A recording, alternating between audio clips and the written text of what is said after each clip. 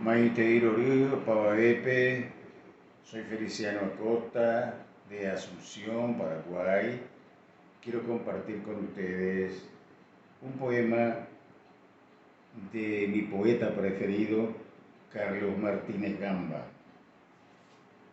Oike tabape, o kereje, oike ibiture o, haibo tutupe onyembo ute o. Te ko osiri hate sarai peime.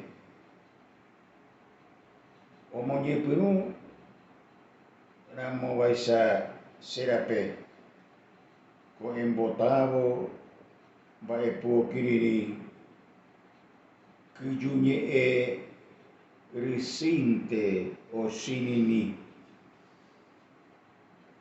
pujare ibituro sangue anyanduye te o ibotutupo nyembo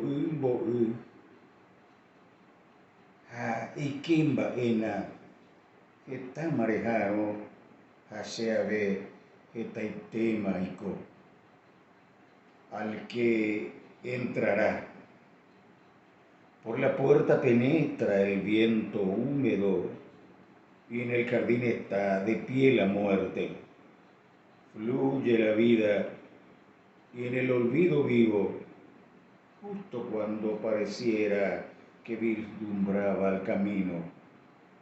Al alba calla la música, solo se oye el estridente canto de los grillos. Siento de nuevo el frío viento de la noche. La muerte en el jardín se yergue nuevamente. Entra si quieres. Ya has esperado mucho y yo ya he vivido tanto.